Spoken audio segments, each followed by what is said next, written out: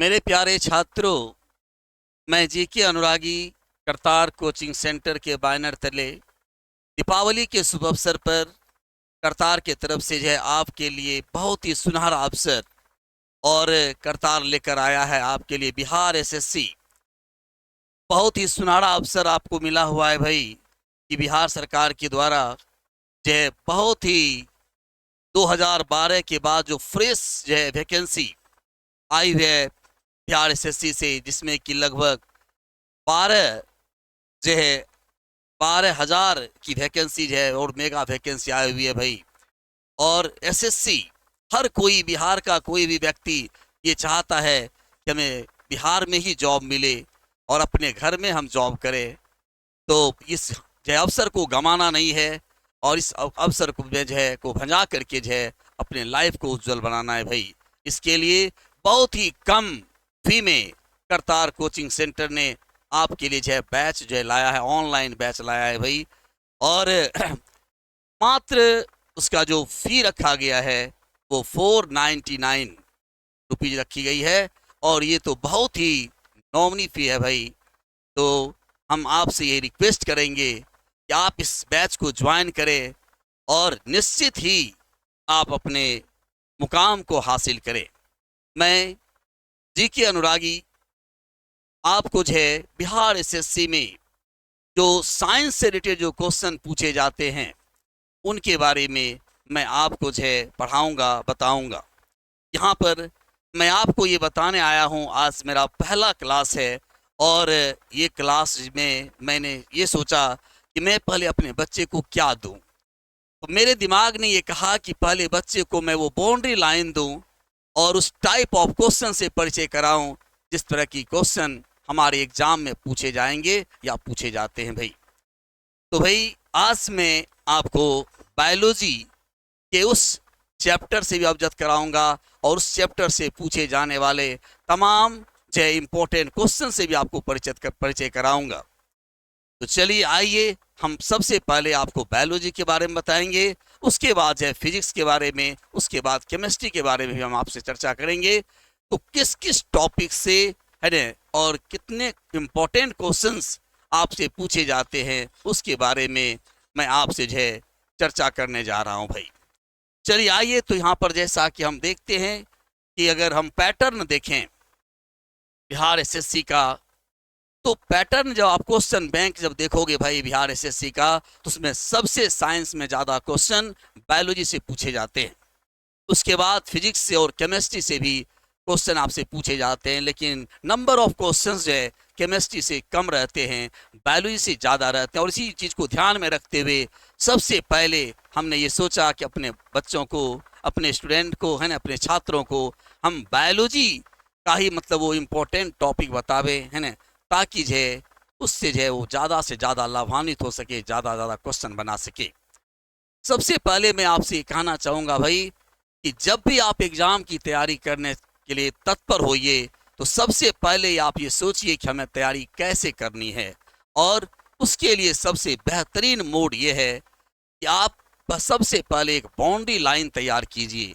अपने टाइम और अपने एनर्जी को अगर आप एक बाउंड्री लाइन के अंदर जो है इन्वेस्ट करेंगे तो आप जो है कम एनर्जी लगा करके भी ज़्यादा से ज़्यादा जो है क्वेश्चन को आप अटेम्प्ट कर पाएंगे और बना पाएंगे। एक्यूरेसी भी आपकी अच्छी रहेगी, ठीक है।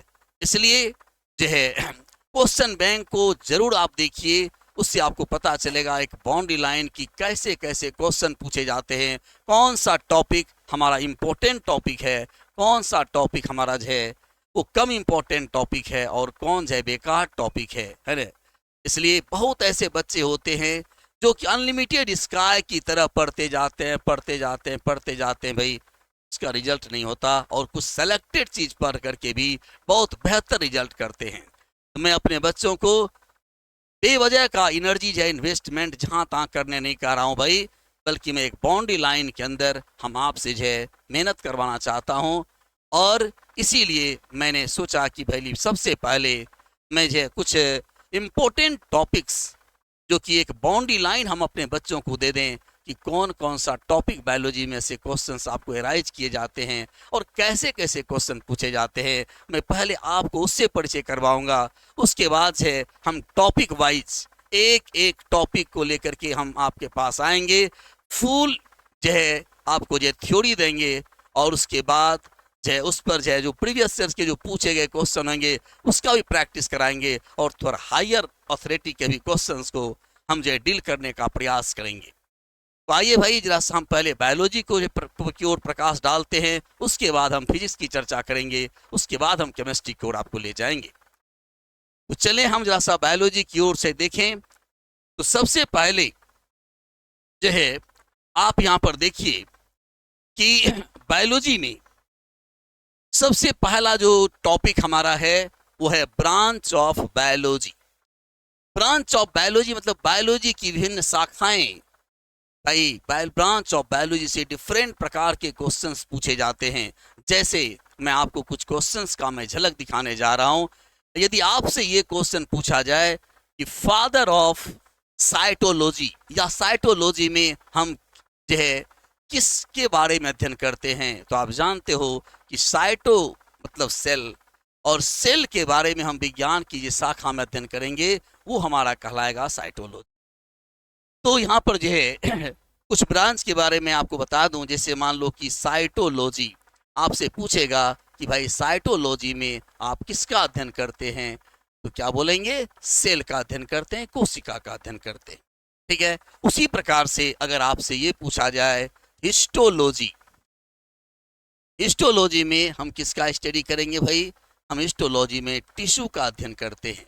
यदि आपसे ये पूछा जाए कि टैक्सोनॉमी, टैक्सोनॉमी में जो है हम लोग स्टडी करते हैं आइडेंटिफिकेशन, नोमेनक्लेचर एंड क्लासिफिकेशन का, यानी जो है किसी भी जीव का हम नामकरण कैसे करते हैं, उसका परिचय कैसे प्राप्त करेंगे, है ना, और उसका जो है का क्लासिफिकेशन करेंगे, इसका विज्ञान जो होता है वो कहलाता है हमारा टैक्सोनॉमी। फाइकोलॉजी जो कि बहुत ही इम्पोर्टेंट है और बार बार आपके जो है क्वेश्चन एग्जाम में पूछे जाते हैं, फाइकोलॉजी और माइकोलॉजी।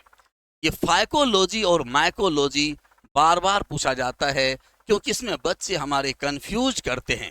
कंफ्यूज ये करते हैं भाई कि वो अल्फ़ाबेटिकली मिलाना शुरू कर देते हैं। जैसे मैंने कहा कि वायरोलॉजी में वायरस, बैक्टीरियोलॉजी में बैक्टीरिया, वैसे वो क्या करने लगते हैं फाइकोलॉजी में फंगस, माइकोलॉजी में अलगी, और यहाँ पर जो है उनसे बहुत बड़ी भूल होती है। इसलिए ध्यान रखना है, फाइकोलॉजी में हम लोग जो है अलगी के बारे में अध्ययन करेंगे और फाइकोलॉजी में हम लोग जो है फंगस के बारे में अध्ययन करेंगे। यानी फंगस मीन्स हो गया हमारा कवक, कवक के बारे में विज्ञान की जिस शाखा में स्टडी करेंगे वो कहलाएगा हमारा माइकोलॉजी, और शैवाल के बारे में हम विज्ञान की जिस शाखा में स्टडी करेंगे वो हमारा कहलाएगा फाइकोलॉजी। इसी प्रकार से भाई हमारे बॉडी के भी बहुत सारे ऑर्गन हैं और विभिन्न ऑर्गन को जो है हम अलग अलग जो है बायोलॉजी में अलग अलग ब्रांच करके स्टडी करते हैं। जैसे कार्डियोलॉजी हार्ट के बारे में पढ़ेंगे, नेफ्रोलॉजी किडनी के बारे में हम लोग पढ़ेंगे, ऑस्टियोलॉजी बोन के बारे में हम लोग स्टडी करेंगे भाई। तो इस प्रकार से हमारे न्यूरोलॉजी में हम लोग ब्रेन और नर्व्स के बारे में स्टडी करेंगे। इस प्रकार से डिफरेंट प्रकार के जो हमारे बॉडी के ऑर्गन्स के में भी हम लोग जो है वो ब्रांच करके जो स्टडी करते हैं भाई। जैसे अगर आपसे पूछा जाए ऑर्निथोलॉजी में हम किसका अध्ययन करते हैं भाई? ऑर्निथोलॉजी में बर्ड्स का अध्ययन करते हैं, हर्पेटोलॉजी में रेप्टाइल्स का अध्ययन करते हैं। इसी प्रकार से जो है इसमें जो कुछ ब्रांच हैं, जैसे सेरिकल्चर, सेरिकल्चर में हम लोग जो है सिल्क वर्म के पालन और रखरखाव का अध्ययन करते हैं। एपी कल्चर में हम लोग जो है मधुमक्खी पालन की बात करते हैं भाई, और पीसी कल्चर में हम लोग जो है फिश के रखरखाव के बारे में अध्ययन करते हैं। इस प्रकार से मैंने एक आपको झलक दिखाया, और मैं जब अपने क्लास में आऊँगा भाई तो पहले क्लास में मैं आपको जो है इम्पोर्टेंट ब्रांच ऑफ बायोलॉजी के बारे में आपको लिखवाएंगे, समझाएंगे। मैंने आपको बताया कि कैसे क्वेश्चंस पूछे जाते हैं। दूसरा जो टॉपिक हमने देखा है यहाँ पर लिखा है फेमस साइंटिस्ट। साइंटिस्ट से रिलेटेड भी क्वेश्चंस आपको पूछे जाते हैं भाई। जैसे आपसे क्वेश्चन ये पूछा जाता है कि भाई सबसे पहले चेचक का टीका किसने तैयार किया? है ना, पोलियो ड्रॉप का निर्माण किसने किया, रेबीज का टीका किसने तैयार किया, इस प्रकार के क्वेश्चंस जो है आपसे पूछे जाते हैं। ठीक है। बाइनोमियल नोमेनक्लेचर जो द्विनाम पद्धति है, जो नोमेनक्लेचर की जो पद्धति है, क्लासिफिकेशन की जो पद्धति है, इसमें नामकरण हम लोग करते हैं। बाइनोमियल नोमेनक्लेचर जो है किसने दिया, तो आपको मालूम है कार्लस लिनियस साहब ने दिया। तो इस प्रकार से बहुत सारे वैज्ञानिक हैं, जिसमें कि कुछ का मैं आपको एग्जाम्पल अभी मैं दे रहा हूँ। जैसे मान लीजिए कि ओपन हार्ट सर्जरी, बाईपास पूछा जाता है कि बाईपास सर्जरी की तकनीक किसने विकसित की थी, तो याद रखना है क्रिश्चियन बर्नार्ड साहब ने बाईपास सर्जरी की तकनीक विकसित की थी भाई। यदि आपसे ये क्वेश्चन पूछ दिया जाए कि रेबीज का टीका किसने तैयार किया था, तो रेबीज का टीका जो है वो तैयार किया था हमारे जो है लुइस पास्चर साहब ने। पोलियो ड्रॉप, 2 बूंद जिंदगी के, है ना, ये स्लोगन है पोलियो ड्रॉप का। और पोलियो ड्रॉप का जो है निर्माण किया था एल्बर्ट साबिन साहब ने, जिसे साबिन ड्रॉप के नाम से भी जाना जाता है। अगर आपसे यहाँ पर भी देखिए कंफ्यूजन हो सकती है, यहाँ पर भी क्वेश्चन आपसे पूछा जाता है कि पोलियो वैक्सीन के बारे में जो है किसने बनाया था भाई, पोलियो वैक्सीन का निर्माण किया था जॉन साल्क साहब ने, और पोलियो ड्रॉप का निर्माण किया था एल्बर्ट साबिन ने। और मैं धन्यवाद ज्ञापन करता हूं वैसे तमाम जो है सरकारी और गैर सरकारी संस्थानों का, जिसने कि पोलियो ड्रॉप को जो है दिलाने के लिए इतना बड़ा मुहिम चलाया कि आज मैं बड़ी गर्व के साथ कहता हूं कि इंडिया जो है अब हमारा पोलियो फ्री है। नहीं तो भाई 4-5 घर में एक ऐसा बच्चा जरूर पैदा होता था जिसके हाथ पैर जो है झूलते रहते थे। कल्पना कीजिए उस बच्चे की क्या स्थिति होगी, जिंदगी भर वो अपंग जो है किसी और के सहारे जो है जीवन यापन करता होगा, है ना। तो धन्यवाद के पात्र है हमारे एल्बर्ट साबिन साहब, है ना, जिन्होंने एक ऐसा मतलब जो है ड्रॉप का निर्माण किया ताकि लेने में भी इजी, पिलाने में भी इजी। पहले तो भाई जो जॉन साल्क साहब का जो टीका था बड़ा दर्द करता था भाई, बड़ा दर्दनाक था, लेकिन उन्होंने इसे जो है खत्म करने का काम किया भाई। आज बहुत सारे हमारे भाई बहन ऐसे हैं जो कि बाल बच्चे नहीं प्राप्त कर सकते हैं, है ना। इसके लिए भाई रॉबर्ट एडवर्ड साहब को मैं धन्यवाद देना चाहूँगा, जिन्होंने कि टेस्ट टू बेबी की तकनीक दी। और जो है आज जो है ये टेस्ट टू बेबी एक ऐसी मतलब जो है तकनीक है जिसमें कि वैसे माँ और वैसे बाप बन सकते हैं, वैसे भाई भी पिता बन सकते हैं जिनमें कि बाप बनने की क्षमता भी नहीं है, और ऐसी माँ भी माँ बन सकती हैं जिनका यूट्रस वार्म है। तो भाई ये जो है टेस्ट टू बेबी की तकनीक जो है हमारे इसने दिया था भाई, है ना, तो रॉबर्ट एडवर्ड साहब ने दिया था, है ना। वैक्सीन बीसीजी का टीका, है ना, जो है तैयार किया था भाई रॉबर्ट कोच साहब ने। और बीसीजी का जो टीका दिया जाता है वो टीबी से बचाव के लिए दिया जाता है। तो आराम से जो बहुत सारे हमारे साइंटिस्ट हैं जिन्होंने कि जो आज मैं देखते हो सर में दर्द, माथा दर्द, है ना, या बदन दर्द, या और जितने भी मतलब तरह के डिजीज हैं, है ना, हम लोग ये क्या लेते हैं, हम लोग एंटीबायोटिक लेते हैं। सबसे पहला एंटीबायोटिक तैयार करने वाले हमारे साइंस थे एलेक्जेंडर साहब, एलेक्जेंडर फ्लेमिंग साहब ने सबसे पहला एंटीबायोटिक पेनिसिलिन का निर्माण किया था। और उन्होंने जो है ये क्वेश्चन पूछा हुआ क्वेश्चन है भाई, और ये पूछा जाता है कि पेनिसिलिन का निर्माण जो एलेक्जेंडर फ्लेमिंग साहब ने किया था वो किस चीज़ से किया था। उन्होंने जो है कवक से किया था, और उस कवक का नाम था पेनिसिलियम। तो पेनिसिलियम नामक कवक से उन्होंने जो है पेनिसिलिन का निर्माण किया, जो कि एक एंटीबायोटिक है। तो इस प्रकार से बहुत सारे मतलब जो है इन्वेंशंस, बहुत सारे खोज, है ना, हमारे बहुत सारे इंपॉर्टेंट साइंटिस्ट, जैसे कुछ साइंटिस्ट के बारे में आपको बताना चाहूँगा, परिचय करवाना चाहूँगा भाई। जैसे आपने नाम सुना होगा चार्ल्स डार्विन साहब का। चार्ल्स डार्विन साहब ने नेचुरल सिलेक्शन थ्योरी दिया था, और नेचुरल सिलेक्शन थ्योरी ये कहता है कि नेचर उसी को सेलेक्ट करता है जो हर दृष्टिकोण से क्या होते हैं, फिट होते हैं। क्वेश्चन आपसे पूछा हुआ क्वेश्चन है कि नेचुरल सिलेक्शन थ्योरी के जन्मदाता कौन है, किसने देने वाले कौन है भाई, तो चार्ल्स डार्विन साहब है। लेमार्क साहब से भी क्वेश्चन आपको पूछे जाते हैं कि भाई लेमार्क साहब ने कौन थ्योरी दिया था, तो यूज एंड डिसयूज थ्योरी जो है हमारे लेमार्क साहब ने दिया था। और उन्होंने कहा इस थ्योरी के अनुसार कि जिस अंग का हम जितना ज़्यादा उपयोग करते हैं वह अंग हमारा उतना ही ज़्यादा लॉन्गर, स्ट्रॉन्गर तथा इफिशियंट होता है। इसी क्रम में हमारे मेंडल साहब भी हैं। मेंडल साहब ने आनुवांशिकी से संबंधित है अपना नियम दिया था, और इन्होंने अपना जो प्रयोग, क्वेश्चन भी पूछा जाता है उन्होंने अपना प्रयोग किस पौधे पर किया था भाई, तो मटर के पौधे पर किया था। और मटर के पौधे का बॉटनिकल नेम भी याद रखना पड़ता है, पायसम सेटाइवम। इन्होंने जो है पायसम सेटाइवम जो है बॉटनिकल नेम है मटर के पौधे का। तो इस प्रकार से जो है बहुत सारे वैज्ञानिक हैं ने जो है बायोलॉजी के क्षेत्र में उनका बहुत बड़ा योगदान है। जब हम लोग टॉपिक पर आएंगे तो हम डिफरेंट साइंटिस्ट के बारे में आपसे बात करेंगे, और जो इम्पोर्टेंट साइंटिस्ट है का इन्फॉर्मेशन देंगे। क्वेश्चन आपसे वहाँ से भी पूछे जाते हैं, तो ध्यान देना है कि सबसे पहले हमको ब्रांच ऑफ बायोलॉजी और उसके बाद है कुछ एमिनेंट साइंटिस्ट और उनके द्वारा किया गया जो इन्वेंशन है उससे भी रिलेटेड क्वेश्चंस जो है हमको पूछे जाते हैं, उस पर जो है हम लोग केयर करेंगे। नेक्स्ट जो क्वेश्चन जो हमसे पूछा जाता है भाई, वो है हमारा सेल बायोलॉजी।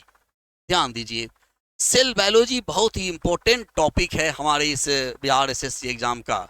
और इसमें से जो है जो उपनाम से जो क्वेश्चंस पूछे जाते हैं भाई, जैसे मैं आपको बताऊं, क्वेश्चन आपने पढ़ा होगा या बनाया होगा, जो है आपने क्वेश्चन बैंक देखा होगा कि सबसे पहले आपने देखा होगा कि भाई power house of the cell किसे कहा जाता है, तो ऊर्जा गृह, ऊर्जा गृह किसे कहा जाता है भाई, ऊर्जा गृह आपने पढ़ा होगा। ऊर्जा गृह कहा जाता है किसको, माइटोकॉन्ड्रिया को। मैं ये बताऊंगा आपको कि माइटोकॉन्ड्रिया को ऊर्जा गृह क्यों कहा जाता है। ये सारी बातें जब हम साइटोलॉजी पढ़ेंगे तो वहाँ पर हम डिटेल से चर्चा करेंगे। यहाँ पर मैं सिर्फ आपको उपनाम बता रहा हूँ। ऊर्जा गृह, power house of the cell कहा जाता है माइटोकॉन्ड्रिया को। ये इसका नाम देख लीजिए, यहाँ पर ये लाइसोसोम, ये जो है हमारा लाइसोसोम है। और ये लाइसोसोम कुछ है सोसाइडल बैग, आत्महत्या की थैली कहा जाता है भाई। आप जानते होंगे इसे क्या कहते हैं, इसे कहते हैं आत्महत्या की थैली। आत्महत्या की थैली इसे कहा जाता है। उसी प्रकार से हमारा जो है एंडोप्लाज्मिक रेटिकुलम है। एंडोप्लाज्मिक रेटिकुलम को एंडोस्केलेटन ऑफ द सेल कहा जाता है। कोशिका का अंतः कंकाल कहा जाता है भाई। यहाँ पर जो है आप देखिए, यहाँ पर गोल्जी बॉडी को दिखाया गया है। गोल्जी बॉडी को traffic inspector of the cell कहा जाता है। उसी प्रकार से जो है न्यूक्लियस को आप देख रहे हो, ये न्यूक्लियस जो कि हमारे जो है सेल का वो किंग है, ऐसा कह सकते हो। और इसी को जो है कहा जाता है भाई ब्रेन ऑफ द सेल, से ब्रेन ऑफ द सेल कहा जाता है। इसी क्रम में जो है आप यहाँ पर देख लीजिए क्लोरोप्लास्ट, क्लोरोप्लास्ट को किचन ऑफ द सेल कहा जाता है भाई, क्योंकि हरे प्लांट जो है ये इस कोशिका के अंदर, क्लोरोप्लास्ट के अंदर ही प्रकाश संश्लेषण की क्रिया द्वारा भोजन का निर्माण करते हैं। तो इस प्रकार से जो है बहुत सारे उपनाम इसी में, जैसे आपका जो है राइबोसोम है। राइबोसोम के बारे में भी आप देखो, जो राइबोसोम यहाँ जो ग्रेनुल्स जो दिखाया गया है ये राइबोसोम है। यहाँ पर जो है आपको लिखा हुआ है राइबोसोम। राइबोसोम को जो है प्रोटीन फैक्ट्री कहा जाता है भाई। तो अलग अलग यानी कोशिकाओं को हम अलग अलग उपनाम से जो पुकारते हैं। एक बार केयरफुल्ली आप सुन लीजिए, पावर हाउस माइटोकॉन्ड्रिया, आत्महत्या की थैली सोसाइडल बैग या atom bomb of the cell lysosome, endoskeleton of the cell कोशिका का अंत कंकाल Golgi body, protein factory of the cell अगर पूछा जाए तो ribosome, brain of the cell nucleus, traffic inspector Golgi body. ये सारे जो है आपसे जो है क्वेश्चन इस प्रकार से पूछे जाते हैं भाई, है ना। और यहाँ पर जो है न्यूक्लियस के डेवलपमेंट के आधार पर दो प्रकार के सेल होते हैं, जिसे कहते हैं प्रोकैरियोटिक सेल और यूकैरियोटिक सेल। प्रोकैरियोटिक सेल जिसका कि न्यूक्लियस है वेल डेवलप नहीं होता है भाई, और यूकैरियोटिक सेल का न्यूक्लियस है वेल डेवलप्ड होता है। यहाँ पर जो है क्वेश्चन जो आपसे पूछे जाते हैं डिफरेंशियल क्वेश्चन पूछे जाते हैं भाई, कि प्रोकैरियोटिक सेल और यूकैरियोटिक सेल में डिफरेंट क्या है। ठीक है, एक में न्यूक्लियस हमारा वेल डेवलप्ड होगा, दूसरे में न्यूक्लियस जो है वेल डेवलप्ड नहीं होगा, है ना। एक में जो जितने भी दोहरी आवरण वाले कोशिकांग होते हैं वो सारे नहीं पाए जाएंगे, है ना। और यूकैरियोटिक सेल में सारे दोहरी आवरण वाले कोशिकांग पाए जाएंगे।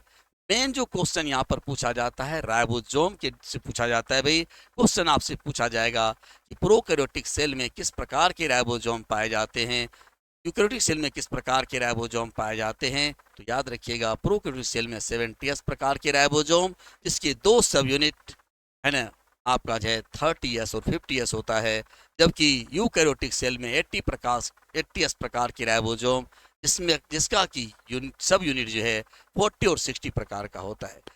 और ये क्वेश्चन है आपका प्रोकैरियोटिक सेल का एग्जाम्पल है आपका बैक्टीरिया, ब्लू ग्रीन अलगी है ना, और बैक्टीरियोफेज, माइकोप्लाज्मा से क्वेश्चन आपसे पूछा जाता है भाई कि वह कौन सा सेल है जो सबसे स्मॉलेस्ट सेल है। तो याद रखना स्मॉलेस्ट ऑर्गेनिज्म और स्मॉलेस्ट सेल दोनों का आंसर होगा आपका माइकोप्लाज्मा। बैक्टीरियोफेज से क्वेश्चन इस तरह से पूछे जाते हैं कि गंगा के जल में वह कौन सा जीव पाया जाता है भाई जो कि बैक्टीरिया को किल करता है। और हमारे हिंदू धर्म में तो गंगा के जल को अति पवित्र समझा जाता है भाई। और क्यों? क्योंकि गंगा के जल को अगर हम बहुत दिनों तक स्टोर करके भी रखते हैं तो भी उसमें कीड़े मकोड़े नहीं लगते। ये इस जल की विशेषता है। तो डिफरेंट प्रकार के जैसे सेल ऑर्गेनेल्स आप यहाँ पर देख रहे हो भाई, सेंट्रोसोम हुआ, लाइसोसोम हुआ, माइटोकॉन्ड्रिया हुआ, गोल्जी बॉडी हुआ, क्लोरोप्लास्ट हुआ, एंडोप्लाज्मिक रेटिकुलम हुआ, न्यूक्लियर मेम्ब्रेन हुआ, न्यूक्लियोलस हुआ, जो भी है ना, ये सबों के बारे में हम आपको डिटेल से जो है जब हम टॉपिक में आएंगे तो स्टडी करेंगे और ये बताएंगे कि कहाँ कहाँ से किस किस प्रकार के क्वेश्चंस आपसे पूछे जाते हैं। तो ध्यान ये रखना है कि साइटोलॉजी हमारे आपके लिए जो है एक बहुत ही इंपॉर्टेंट टॉपिक बनता है जिससे कि आपको क्वेश्चंस पूछे जाते हैं। नेक्स्ट जो टॉपिक जो कि हमारे लिए बहुत इंपॉर्टेंट टॉपिक रखता है भाई, वो है हमारा फूड एलिमेंट। फूड एलिमेंट भाई बहुत सारे क्वेश्चंस आपसे यहाँ से जो है एराइज किए जाते हैं। फूड एलिमेंट में हमारा क्वेश्चन जैसे कार्बोहाइड्रेट, कार्बोहाइड्रेट से डिफरेंट प्रकार के क्वेश्चंस आपके सामने पूछे जाते हैं। जैसे मैं आपसे दो चार क्वेश्चन करके मैं आपको बताऊं कैसा टाइप क्वेश्चन पूछता है भाई। जैसे क्वेश्चन आपसे पूछा जाता है स्वीटेस्ट फॉर्म ऑफ कार्बोहाइड्रेट, सबसे मीठा कार्बोहाइड्रेट कौन होता है? तो आप जानते हो फ्रुक्टोज है, सबसे मीठा कार्बोहाइड्रेट होता है। अगर आपसे पूछा जाए कि calorific value of carbohydrate, calorific value आपसे अगर पूछ दिया जाए कि कैलोरीफिक वैल्यू ऑफ कार्बोहाइड्रेट, तो आप जानते हो कि कैलोरी होता है 4.2 किलो कैलोरी पर ग्राम, यानी 1 ग्राम कार्बोहाइड्रेट अगर लेंगे तो उससे हमें जो है 4.2 किलो कैलोरी ऊर्जा की प्राप्ति होगी। इसमें डिफरेंट टाइप के क्वेश्चन जैसे इंस्टेंट सोर्स ऑफ एनर्जी आपसे पूछा जा सकता है कि तत्क्षण ऊर्जा प्रदान करने वाला कार्बोहाइड्रेट हमारा कौन है? तो आप बोलोगे कि जो है सबसे तुरंत ऊर्जा प्रदान करने वाला कार्बोहाइड्रेट हमारा जो है ग्लूकोज है। उसी प्रकार से दूध जब आप पीते हो भाई तो दूध मीठा होता है। दूध मीठा होने में ये पूछा जाता है कि दूध में पाए जाने वाले कार्बोहाइड्रेट का नाम बताओ, क्या होगा? तो आप जानते हो कि मिल्क शुगर कहा जाता है। मिल्क शुगर कहा जाता है इसको, लैक्टोज को। तो लैक्टोज के कारण उपस्थिति के कारण ही हमारा जो है दूध जो है वो मीठा होता है भाई। ठीक है, कार्बोहाइड्रेट से रिलेटेड जो है क्वेश्चंस आपसे पूछे जाते हैं। हम आपको जी डिटेल से बताएंगे कार्बोहाइड्रेट किस में पाया जाता है, कार्बोहाइड्रेट कितने तरह के होते हैं, पॉलीसेक्राइड, डाइसेक्राइड, मोनोसेक्राइड की चर्चा हम लोग करेंगे। और यहाँ पर जो है जो पॉलीसेक्राइड में जैसे हमारा सेलुलोज है, स्टार्च है, ग्लाइकोजेन है, बहुत ही इंपॉर्टेंट क्वेश्चन आपसे बनता है यहाँ से भाई कि सेलुलोज है वो किसका बहुलक है? तो आपको मालूम है कि सेलुलोज जो है ये पॉलीमर है ग्लूकोज का। सेलुलोज है बहुत सारे ग्लूकोज मॉलिक्यूल्स के आपस में मिलने से बनता है। इस प्रकार से क्वेश्चन आपसे पूछा जाता है कि सेलुलोज किसका बहुलक है? तो बोलेंगे कि सेलुलोज है ग्लूकोज का बहुलक है। बहुत सारे ग्लूकोज मॉलिक्यूल आपस में मिल करके सेलुलोज का निर्माण करते हैं। यहीं पर एक क्वेश्चन बहुत ही इंपॉर्टेंट क्वेश्चन, और आप देख लीजिएगा क्वेश्चन बैंक में पूछा हुआ क्वेश्चन है। क्वेश्चन ये पूछा जाता है भाई कि कार्बोहाइड्रेट का संचय जो प्लांट सेल में होता है वो किस फॉर्म में होता है? तो आपको सबको पता है कि कार्बोहाइड्रेट का संचय प्लांट सेल में स्टार्च के रूप में होता है। और अगर एनिमल सेल की अगर बात करें तो जो है वो ग्लाइकोजेन के रूप में होता है। बहुत सारे क्वेश्चंस आपको जो है इस कार्बोहाइड्रेट से पूछे जाते हैं भाई। उसी प्रकार से हमारा दूसरा जो फूड एलिमेंट है वो हमारा है प्रोटीन। बहुत ही इम्पोर्टेंट प्रोटीन से क्वेश्चन, अलग अलग क्वेश्चंस पूछे जाते हैं भाई। जैसे मैं आपसे कुछ क्वेश्चन अगर पूछूं तो भाई सबसे पहले क्वेश्चन ये पूछा जाता है कि प्रोटीन किसका बहुलक है। तो आप जानते हो भाई, protein is the polymer of amino acid. बहुत सारे एमिनो एसिड्स आपस में मिल करके प्रोटीन का निर्माण करते हैं। प्रोटीन को जो है शरीर का बिल्डिंग ब्लॉक कहा जाता है। और डिफरेंट टाइप्स ऑफ प्रोटीन से भी क्वेश्चन आपसे पूछे जाते हैं। जैसे आपसे क्वेश्चन पूछ दिया जाता है ब्लड में पाया जाने वाला प्रोटीन कौन है भाई, तो ग्लोबुलिन। उसी प्रकार से क्वेश्चन पूछा जाएगा दूध में पाए जाने वाले प्रोटीन का नाम बताओ जिस प्रोटीन के कारण की दूध का रंग उजला होता है। तो आप जानते हो कैसेन प्रोटीन। जो फर्स्ट मिल्क होता है जिसे कहते हैं कोलेस्ट्रम, जो कि हमें जो इम्यूनिटी प्रदान करता है भाई, है ना। और उसका कलर जो है वो स्लाइटली येलो होता है फर्स्ट मिल्क का, उसमें पाया जाता है कैरोटीन, है ना। उसी प्रकार से जो है बाल नाखून में पाए जाने वाला प्रोटीन का नाम, है ना, कैरोटीन हो गया आपका, है ना। उसी प्रकार से जो है बहुत सारे डिफरेंट प्रकार के प्रोटीन। जैसे मैं आपसे पूछूं कि बताओ भाई एंजाइम के रूप में पाए जाने वाले प्रोटीन का नाम क्या होगा, तो कौन से एंजाइम हैं, कौन से प्रोटीन हैं जो एंजाइम के रूप में पाए जाते हैं। तो आप बताएंगे पेप्सिन, इरिप्सिन, ट्रिप्सिन, ये सारे जो एंजाइम्स के रूप में पाए जाने वाले प्रोटीन हैं।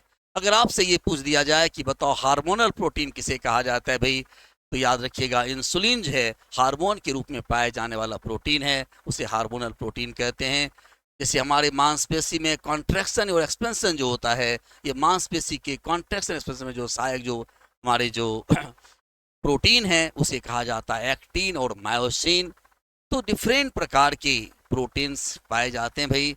और ये प्रोटीन से आपको जो है अलग अलग तरह के क्वेश्चंस जो है यहाँ पर जो है पूछे जाते हैं। जैसे क्वेश्चन आपसे कॉमन क्वेश्चन पूछा जाता है कि हमारा जो ब्लड वेसल्स है, इस ब्लड वेसल्स में ब्लड दौड़ रहा है लेकिन जमता नहीं है। बताओ भाई कौन सा ऐसा प्रोटीन है जो ब्लड को जमने नहीं देता। आप सबों को पता होगा हेपेरिन। हेपेरिन जो है ये हमारा एंटी कोगुलेंट है जो ब्लड को जमने नहीं देता। बहुत सारे, है ना, इम्पोर्टेंस क्वेश्चंस और बहुत सारी जो है जानकारियाँ हम आपको जो है जब आप जब हम लोग टॉपिक में आएंगे तो वहाँ पर हम डिटेल से पढ़ेंगे। मैंने ये आपको यहाँ बताने का प्रयास किया कि प्रोटीन आपके लिए जो है इम्पोर्टेंट टॉपिक बनता है भाई, फूड एलिमेंट। उसके बाद है हमारा फैट। फैट से भी बहुत सारे क्वेश्चंस पूछे जाते हैं। जैसे क्वेश्चन आपसे पूछा जाता है कि फैट जो है वो किसके मिलने से बनता है भाई, तो आप जानते हो कि फैटी एसिड और ग्लिसरॉल के मिलने से हमारे फैट का फॉर्मेशन होता है।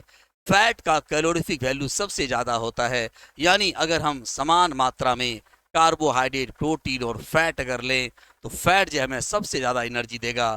फैट का कैलोरीफिक वैल्यू 9 किलो कैलोरी पर ग्राम होता है। एक स्वस्थ व्यक्ति को, है ना, प्रतिदिन कम से कम 30 से 50 ग्राम वसा की आवश्यकता होती है भाई। अगर प्रोटीन की बात करें तो 100 ग्राम प्रोटीन की आवश्यकता होती है और 400 से 450 ग्राम हमें कार्बोहाइड्रेट की आवश्यकता होती है। एक बहुत ही जे कॉन्सेप्चुअल क्वेश्चंस आपसे पूछे जाते हैं भाई। जैसे मान लो क्वेश्चन ये पूछ दिया जाए कि भोजन के दौरान हम सबसे ज़्यादा ऊर्जा की प्राप्ति किससे करते हैं, जबकि कैलोरीफिक वैल्यू की अगर हम बात करें तो कार्बोहाइड्रेट का होता है 4.2, प्रोटीन की बात करें तो होता है 5.6 किलो कैलोरी पर ग्राम, और अगर फैट की बात करते हैं तो होता है 9 किलो कैलोरी पर ग्राम। अगर हम ऐसे देखें तो सबसे ज़्यादा एनर्जी हमें फैट देता है। अगर हम समान मात्रा में अगर पोषक तत्व को लेते हैं तो उससे सबसे ज़्यादा एनर्जी हमें किससे मिलेगा, फैट से। लेकिन क्वेश्चन आपसे वो नहीं कह रहा है। क्वेश्चन आपसे अगर ये कह रहा है कि हम जो एक सामान्य जो भोजन हम लोग करते हैं उसमें सबसे ज़्यादा एनर्जी किससे प्राप्त करते हैं, तो अमाउंट हम सबसे ज़्यादा चावल का लेते हैं भाई, उसके बाद दाल, उसके बाद सब्जी, उसके बाद कम मात्रा में हम लोग घी लेते हैं।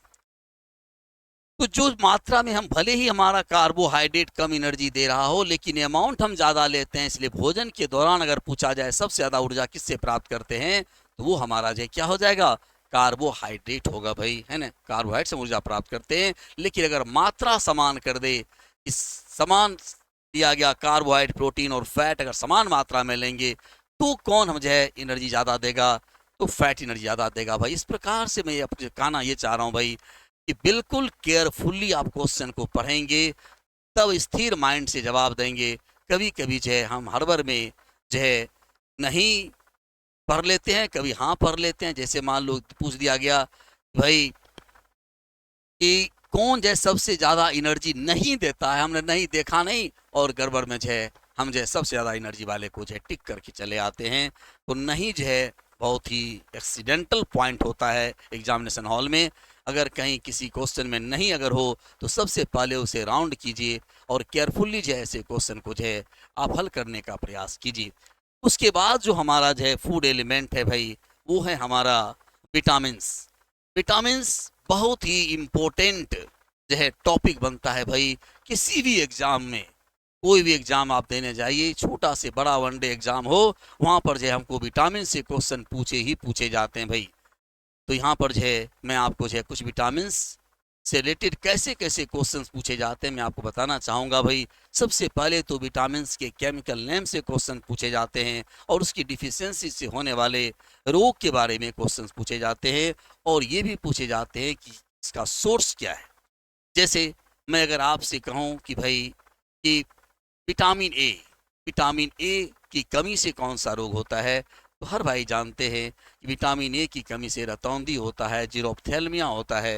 विटामिन बी के बारे में आप जानते हो कि विटामिन बी जो है, विटामिन बी कोई पार्टिकुलर विटामिन नहीं होता, ये विटामिनों का समूह होता है। इसीलिए विटामिन बी को विटामिन बी कॉम्प्लेक्स के नाम से जाना जाता है। अलग अलग विटामिन हैं जो वाटर सॉल्युबल विटामिन है, फैट सॉल्युबल विटामिन है। ये बहुत बार का पूछा हुआ क्वेश्चन है, क्वेश्चन बैंक आप देखना मेरे भाई, है ना। इसमें पूछा हुआ क्वेश्चन मिलेगा आपको कि इसमें कौन सा विटामिन है जो जल में घुलनशील होता है। तो याद रखिएगा बी और सी दो ऐसे विटामिन हैं जो जल में घुलनशील होते हैं। बाकी जो है ए, डी, ई और के ऐसे विटामिन होते हैं जो कि जल में घुलनशील नहीं होते, वो वसा में घुलनशील होते हैं भाई। ठीक है। विटामिन से तो बहुत सारे क्वेश्चंस पूछे जाते हैं। कितने क्वेश्चन की बात करूं भाई। जैसे मान लो क्वेश्चन पूछा जाता है कि ब्लू विटामिन किसे कहा जाता है। ब्लू विटामिन के बारे में आपसे पूछा जाए तो आप जानते हो कि विटामिन B12 का रासायनिक नाम है साइनोकोबेलामिन, और जो कोबाल्ट होता है उसका कलर जो है ब्लू होता है, इसीलिए विटामिन B12 को ब्लू विटामिन के नाम से जाना जाता है। क्वेश्चन अगर ये पूछा जाए कि एलो विटामिन किसे कहते हैं भाई, तो आप जानते हो कि एलो विटामिन जो है विटामिन B2 को कहा जाता है, जिसका केमिकल नाम राइबोफ्लेविन है।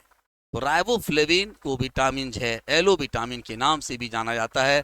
बहुत सारे विटामिन में इस प्रकार से क्वेश्चन आपसे पूछे जाते हैं भाई कि सनशाइन विटामिन किसे कहते हैं। आपको पता है कि सूरज की रोशनी से हम जो है विटामिन डी का निर्माण करते हैं, और इसीलिए जो है विटामिन डी को जो है एलो जो है सनशाइन विटामिन कहा जाता है। विटामिन सी जो है जो कि घाव को भरने वाला विटामिन होता है, ये पूछा जाता है भाई कौन सा विटामिन घाव को भरने में मदद करता है। तो विटामिन सी जो है घाव को भरने में मदद करता है, और साथ ही साथ हमें इन्फेक्शन से बचाने का भी काम करता है। विटामिन ए को जो है एंटी इन्फेक्शस विटामिन के नाम से भी जाना जाता है भाई, तो इन्फेक्शन को जो है कम करने का काम करता है। तो डिफरेंट प्रकार की जो विटामिन हैं मैं उनके बारे में आपको जो है डिटेल से मतलब बताऊंगा भाई, और ये बताने का बताऊंगा कि कहाँ कहाँ से जो है किस विटामिन के कारण जो है कौन सा जो है रोग होता है भाई। जैसे बहुत ही यूनिक क्वेश्चंस आपसे पूछा जाता है, कुछ विटामिन के उपनाम से भी क्वेश्चंस पूछे जाते हैं।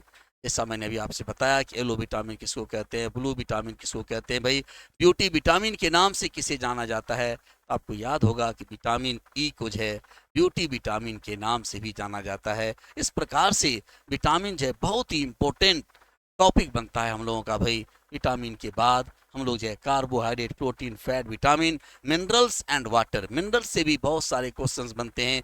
जैसे क्वेश्चंस आपसे पूछा जाता है भाई दांत और हड्डी के निर्माण के लिए कौन सा तत्व जो है आवश्यक होता है भाई। आपको मालूम है कि भाई कैल्शियम और फास्फोरस जो है ये दांत और हड्डी के निर्माण के लिए अत्यंत आवश्यक होता है। इसी में बहुत सारे क्वेश्चंस आपसे पूछे जाते हैं कि आयोडीन की कमी से कौन सा रोग होता है। बहुत कॉमन क्वेश्चन है। ठेंगा रोग होता है, आप जानते हो भाई। फ्लोरीन की कमी से हमारे दांत घिसने लगते हैं, है ना। अगर मान लिया जाए अगर मैग्नीशियम की कमी हो जाती है ना, तो हमारे मसल्स में जो है क्रम्पिंग होना शुरू हो जाता है भाई। तो ये सारे जो है मिनरल से रिलेटेड जो है क्वेश्चंस आपको पूछे जाते हैं। बहुत ही इंपॉर्टेंट क्वेश्चन है मिनरल से रिलेटेड। ये क्वेश्चन आपने बहुत बार पढ़ा होगा कि भाई क्लोरोफिल में जो है मेटलिक आयन के रूप में कौन सा मेटल पाया जाता है। आपने पढ़ा होगा कि मैग्नीशियम जो है एक ऐसा मेटलिक आयन है जो कि क्लोरोफिल में पाया जाता है।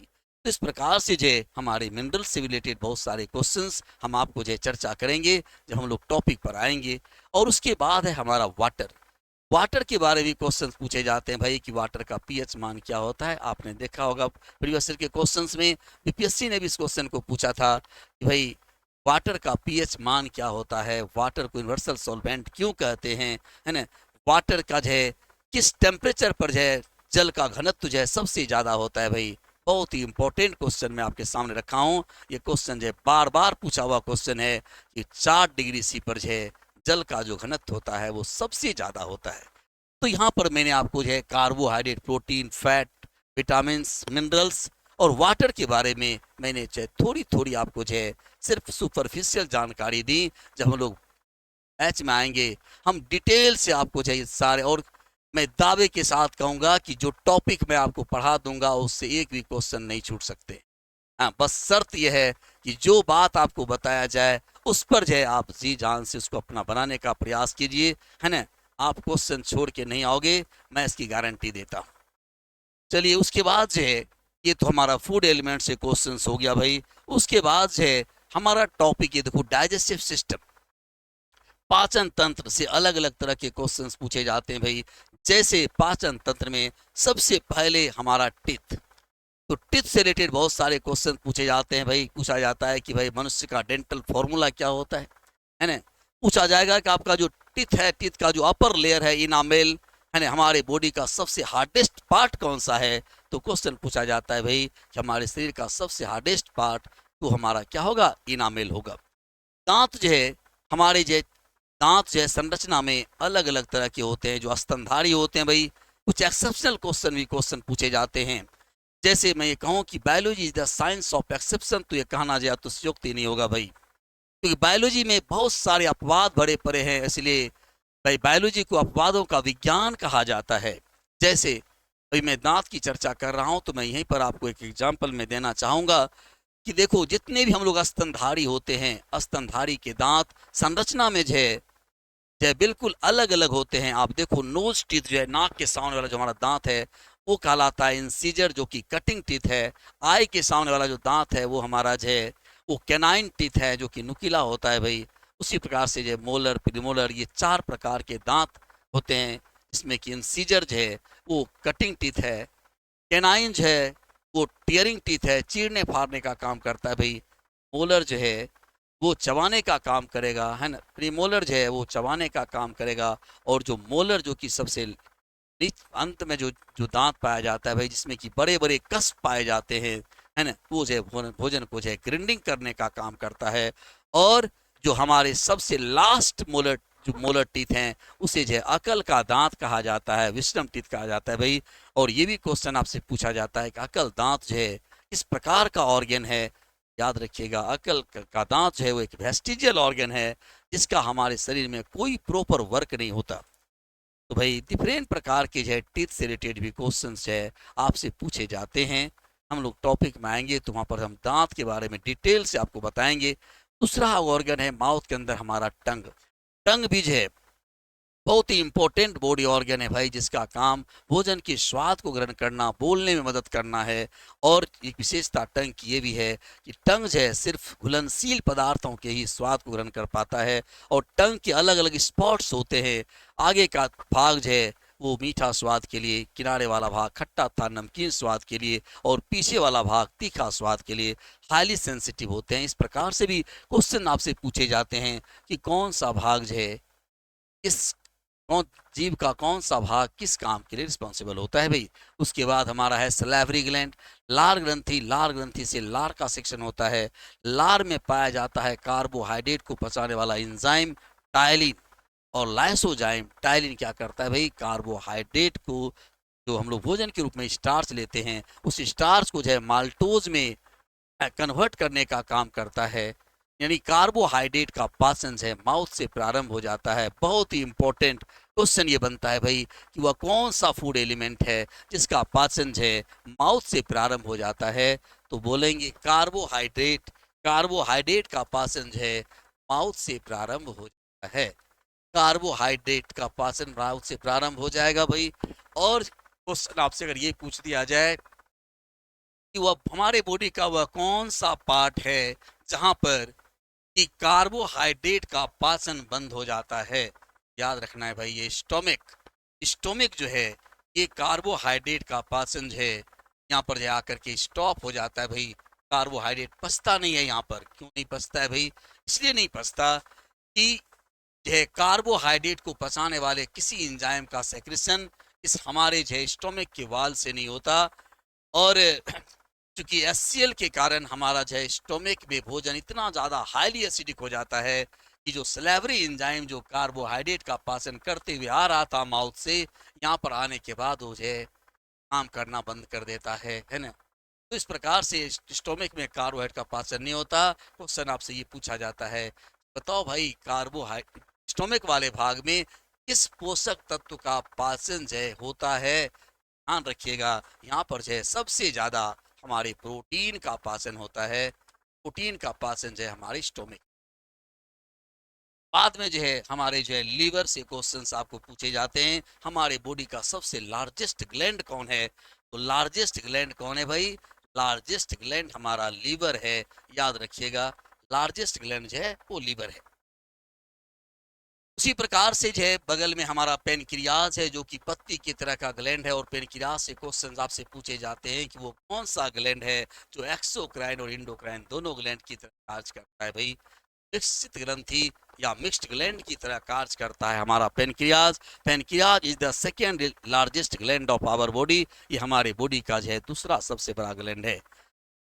जब हम इस पाचन की क्रिया को पढ़ेंगे भाई तो माउथ टू एनस हम पूरा डिटेल से हम सबों के वर्क के बारे में आपको जो है डिटेल से बताएंगे। और हर एक जो है स्लाइड में हम कोशिश करेंगे आपको जो है बिल्कुल डिजिटल वो चीज़ दिखाने का भी प्रयास करेंगे कैसे पाचन की क्रिया हो रही है ना, बताएंगे भाई आपको।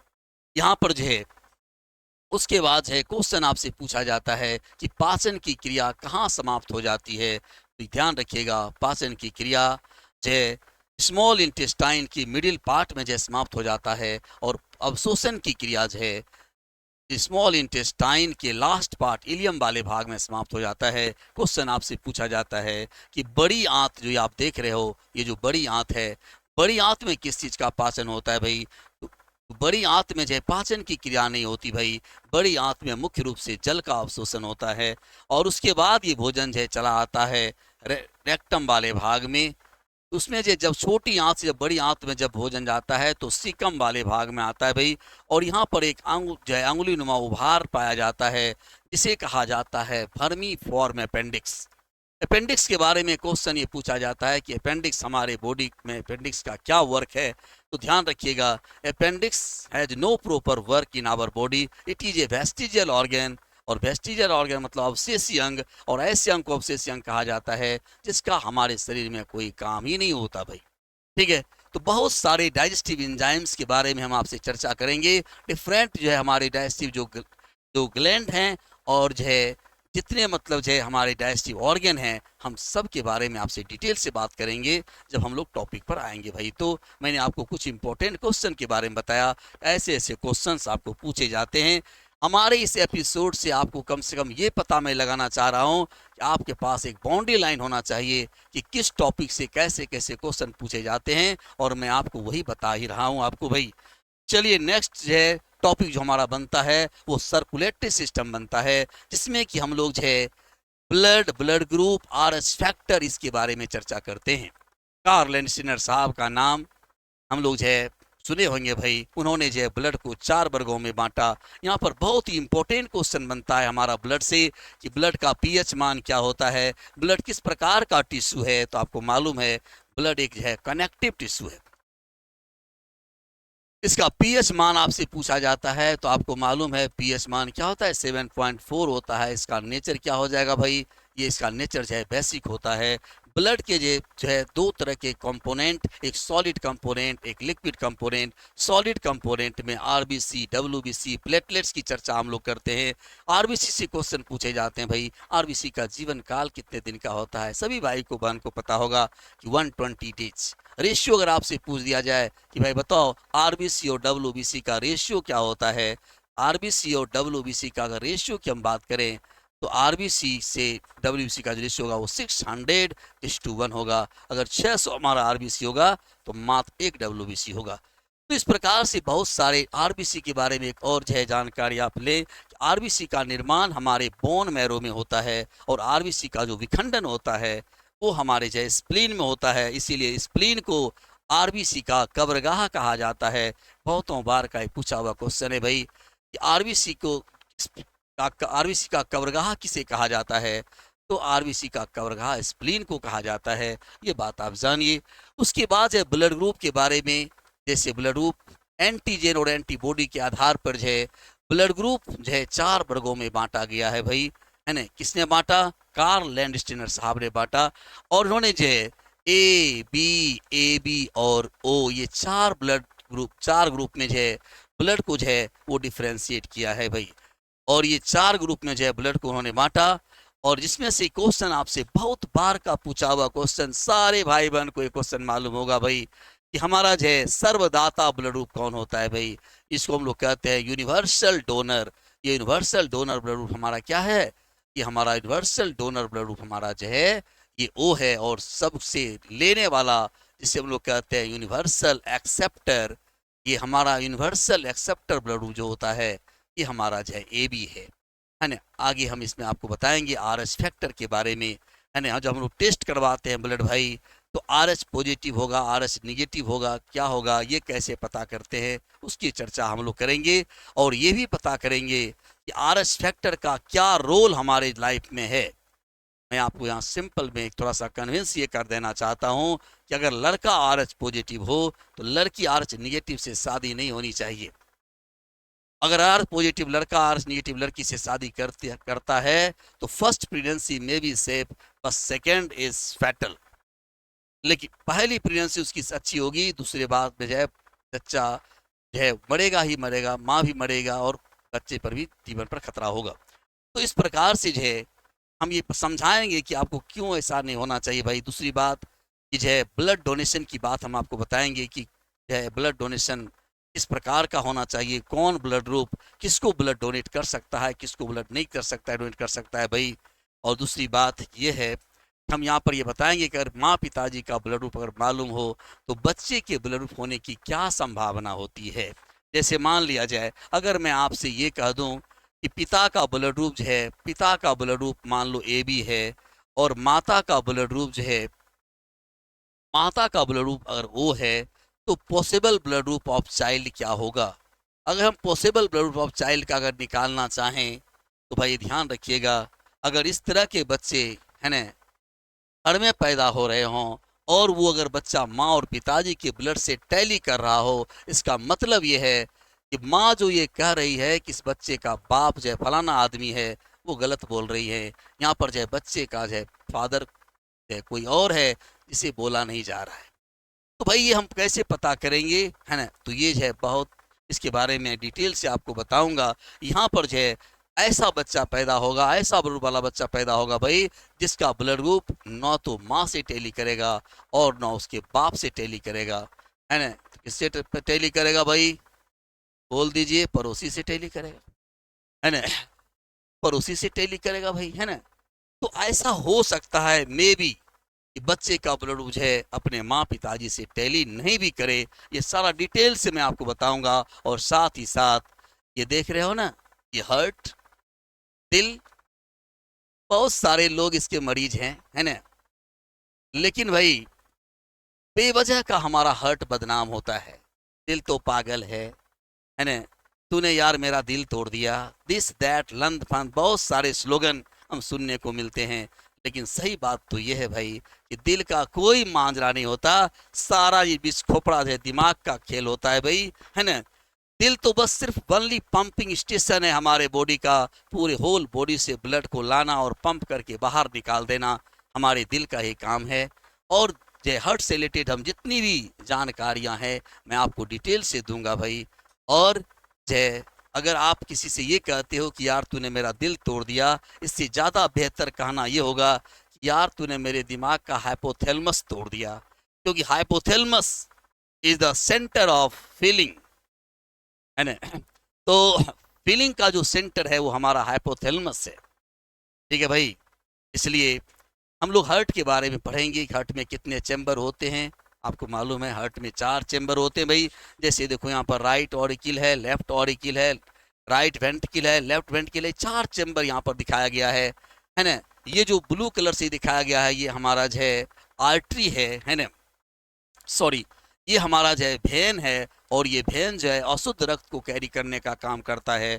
और ये जो आपको दिखाया गया है ये क्या है, हमारा आर्टरी है, जो कि प्योर ब्लड को कैरी करने का काम करता है।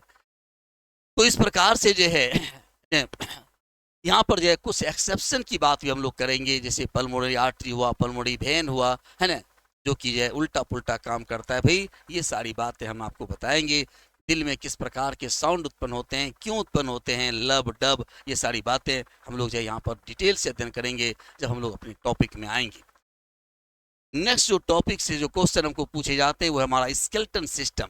ये देखो हमारा पूरा कंकाल तंत्र, अलग अलग तरह के क्वेश्चंस, जैसे हमारे शरीर की सबसे बड़ी हड्डी कौन है, फीमर, सबसे छोटी हड्डी कौन है, तो जांघ की हड्डी, सॉरी कान की हड्डी, स्टेपिस, है ना। उसी प्रकार से हमारा ब्राइट बोन इसको कहते हैं। तो ये जो बोन आगे वाला है इसको टीबिया, इसको हम लोग जो है टीबिया जो है ये हमारा जो है क्या है, ये हमारा जो है ब्राइट बोन है, इसको हम लोग जो है ब्राइट बोन कहेंगे। ये वाला जो बोन होता है ना, ये जो है यहाँ पर ये वाला जो बोन हो गया हमारा, ये आगे वाला, ये है हमारा टीबिया, देखो यहाँ लिखा हुआ है। इसको जो है ब्राइट बोन कहा जाता है ना। ब्यूटी बोन किसे कहते हैं भाई, तो ये वाला जो क्लेविकल है, ये देखो यहाँ पर ये वाला जो बोन है ना, लड़कों में ये जो है कॉलर बोन कहा जाता है। लड़कियों में जिसमें ये बोन ज़्यादा उभरा हुआ होता है, वो ज़्यादा खूबसूरत समझी जाती है, उसे कहा जाता है ब्यूटी बोन, ठीक है।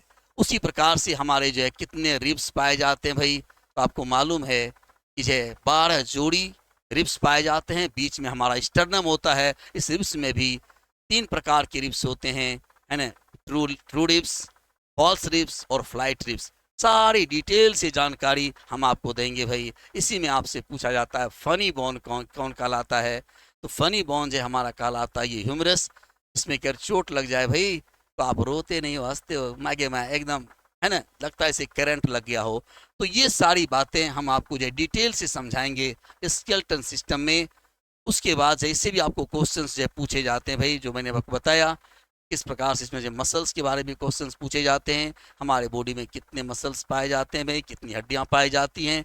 आपको मालूम है 206 हड्डी हमारे बॉडी में, और मैं आपको डिटेल से बताऊंगा कि कहाँ कहाँ पर जो है कितनी हड्डियां हैं, और मैं जोड़ करके आपको दिखाऊंगा कि 206 हड्डी कहाँ पर है हमारे बॉडी में, है ना। उसी प्रकार से स्टडी अबाउट जो है मसल्स, जिसको कि मायोलॉजी कहते हैं, मसल्स के बारे में बताएंगे। फिर हम आपको ज्वाइंट्स के बारे में बताएंगे कि कौन कौन से ज्वाइंट्स पाए जाते हैं। कंप्लीट जो है हम आपको जो है नॉलेज देंगे भाई। और इससे जो क्वेश्चंस आपको पूछे जाते हैं, एक भी क्वेश्चन आपसे छूटने वाला नहीं है अगर आप ध्यान से जो है इसको स्टडी करोगे तो। इस प्रकार से आज मैंने जो है आपको जो है, धन्यवाद भाई, टाइम भी हो रहा है, हमारे छोटे भाई भी जो है तैयार हैं, है ना, कुछ आपको बताने के लिए। मैं जो है यहाँ पर आपको ये कहूँगा कि मैंने अभी जो है आज का जो मैंने सेशन बताया आपको, ये अभी मेरा अधूरा सेशन है। इसमें हमने बायोलॉजी के जो है कुछ ही टॉपिक्स के बारे में आपको मैंने बताया है कि जो है कौन कौन से इम्पोर्टेंट टॉपिक हैं। नेक्स्ट क्लास जो है दीपावली के बाद, है ना, जो है हम फिर से आपके सामने उपस्थित होंगे और आपको बताएंगे कि रेस्ट जो पार्ट जो बचा हुआ है उसमें कैसे कैसे क्वेश्चन पूछे जाते हैं। फिर फिजिक्स के बारे में आपको बताएंगे कौन कौन टॉपिक से कैसे कैसे क्वेश्चन पूछे जाते हैं। फिर केमिस्ट्री की भी चर्चा करेंगे। और जब ये तीनों सब्जेक्ट की चर्चा हम कर लेंगे, है ना, उसके बाद भाई हम अपने एक एक टॉपिक पर आएंगे और एक एक चीज़ में हमको आपको लिखवाते जाएंगे, समझाते जाएंगे, बताते जाएंगे। जहाँ पर हमें डिजिटल फिगर की आवश्यकता होगी हम वहाँ पर जो लाएंगे।